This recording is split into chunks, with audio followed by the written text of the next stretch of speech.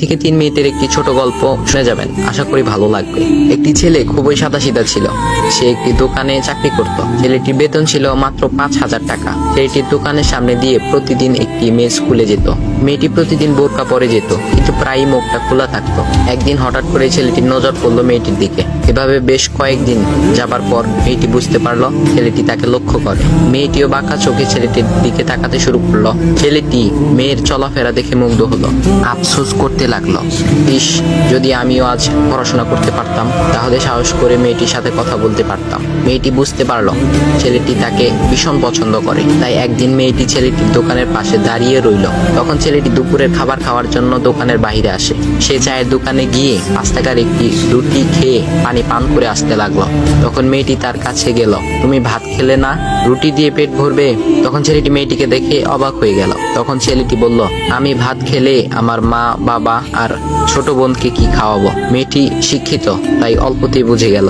সে হাত ধরে বলতে লাগলো, তাহলে তুমি যে আমাকে পছন্দ করো, আমাকে কি খাওয়াবে? তখন ছেলেটি বলল, আমি তো তোমাকে আপন করে পাওয়ার জন্য দেখি না, কারণ সে যোগ্যতা আমার নেই। তবে এটা সত্যি যে তোমাকে দেখলে আমার খুব ভালো লাগে, তাই দেখি।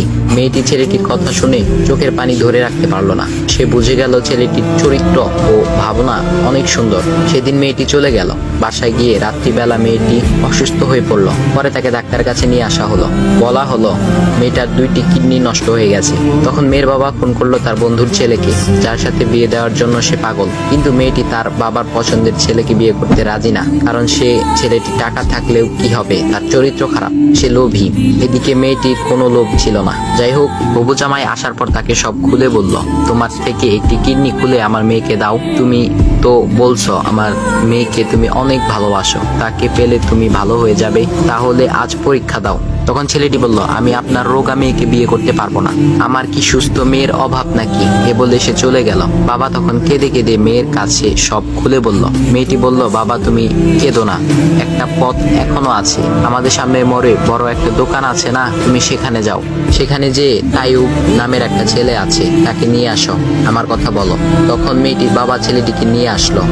মেয়েটিকে দেখে ছেলেটির চোখ ভিজে পানি পড়তে লাগলো, কারণ মেয়ের বাবা তাকে সব খুলে বলেছে। তখন ছেলেটি মেয়েটিকে বলল, তুমি আমাকে একটা কিডনি দিবে? ছেলেটি বলল, কিডনি দেবার জন্যই আমি এসেছি। মেয়েটি তাকে বলল, তুমি কি চাও?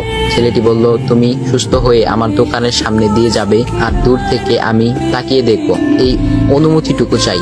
এ কথা শুনে মেয়েটিও ও তার বাবা তাদের চোখের পানি ধরে রাখতে পারলো না। অবশেষে মেয়েটি বিছানা থেকে উঠে ছেলেটির 2 পা জড়িয়ে ধরে বলল, এই জীবনে তোমার থেকে আমাকে মৃত্যু ছাড়া আর কেউ আলাদা করতে পারবে না। তারপর মেয়েটি বলল, আমার কোনো কিডনি নষ্ট হয়নি, এসব ছিল আমার সাজানো নাটক। আমি যা ভেবেছিলাম তাই হয়েছে। তোমাকে দেখে বুঝেছিলাম তুমি আমার একমাত্র যোগ্য। এখন ভাই, তোমাদের এত সুন্দর একটা গল্প শোনালাম, কিপটামি না করে ভিডিওতে লাইক দাও আর একটা কমেন্ট করো।